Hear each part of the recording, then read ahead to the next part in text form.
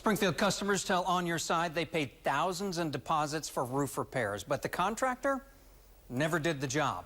And the customers believe this all could have been prevented if that contractor had been in jail. A few months ago, the roofer's old boss says he fired the guy for taking thousands of dollars. On Your Side reporter Ashley Reynolds investigates the rogue roofer and asks the prosecutor why he is not in handcuffs. Replace a couple windows, and we were going to replace the roof, and then the roof of the shingles of that one. Chad Greenquist hired Mark Fry with Lork Residential Services to get the job done. The sad part was he was a little bit more expensive than the other quotes, but the other quotes wouldn't do both the windows and the roof. And I thought, okay, we'll get it all done in one swoop. In April, Greenquist paid Fry a deposit of $8,776, half the written estimate. They agreed verbally to a deadline of mid-May. I had Mark set up to do the same exact shingle. Greenquist hasn't heard from Fry in weeks. I've started a lot of companies. I've sold companies. I currently own companies. I've never left anybody out like this. From a principal standpoint, that's what really bothers me. Oh, they was going to get right on it. He was going to go order the materials March 12th and have it done by, well, before May. Nick Harper says he was taken too. He hired Fry around the same time and paid him half down, $6,350 for a roof replacement. On March 26th, in this text, Fry says the materials are in and they'll be delivered by the supply company. The materials in Fry were a no-show. 2 months later, Harper called the supply store. And they said, not only do we not know him, we've never heard of his company. Harper got an attorney and sent this letter demanding a refund. Fry texted him. He said, well, I have $45 to my name. I can come pay you that. And then if that doesn't work for you, then you're just going to have to get a judgment against me. And I thought, buddy, I'm going to do more than that. Harper filed a police report. It's not the only one on record with Springfield police. Turns out one was filed months ago by his old boss. That's Jared Mason with Advanced Restorations. How much money has he collected that should have been toward the company? We're looking at, right off the top of my head, I would say about $20,000. Mason says Fry told customers to write checks out not to the company, but directly to him. I have one homeowner out of the Nixa area that was affected by him who wrote him a check for, like $12,300 and some odd dollars direct to his name. There was multiple cash ones. There was one homeowner in the Willard area where he had received several $1,000s of cash that he never turned into the office. There was another homeowner in which he had received over $6,000 cash payment from, and he turned in a portion of it to the office. How many times do you think he went rogue?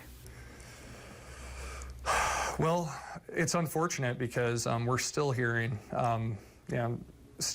about instances where stuff has came up. So far, Mason says he's heard from 8 customers. I trusted him. He was a great sales guy, and you talk about, the betrayal aspect that comes from it. Like, I would have never expected that to come from Mark. Despite the loss, the company responded. Even though the company took the financial hit, not having those funds, we made sure that our homeowners were taken care of. I would like to see charges actually come about, I'd like to see him held accountable, because as of right now, there seems to be no accountability, and he's just continuing to do it. And hopefully Greene County will see this and do something.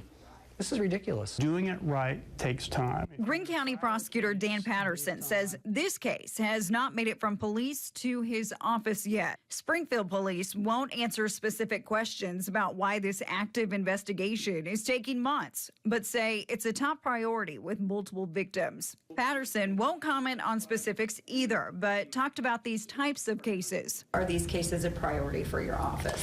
They are a priority for our office. Like every other place out there, we are short-staffed as well. Property crimes, unfortunately, there's a lot of volume to them, and of course we have to dedicate resources to homicides and child sexual abuse, child abuse, and other priorities as well. Patterson says contractor cases are tough. Detectives usually do a deep dive into business records and gather witness statements, but sometimes these are civil matters and don't reach the level of a crime. We have to be able to prove beyond a reasonable doubt that at the time a person made a promise to do a thing, that they knew that was false at that time. You have to prove intent. Right. Whether it's poor business practices, unforeseen circumstances, or a crime, the effect on the victim financially is the same. I hope to hear from you. After unreturned phone calls, messages, and emails, On Your Side went to several places looking for Fry. We went to the address listed right on the invoice here in Republic, and check this out. It is the UPS store. We hope to hear from you. Then we went to all the addresses listed on the LLC. Hey, Mark. We just want to know if customers will get their money back. Later that day, I got this email from Fry saying, "Thank you for reaching out to me, but I am currently not available for an interview at the present moment." I tell you what, if it was an unfortunate circumstance and he just wasn't able to get to it yet, or whatever, you know, I'll go back on camera and apologize.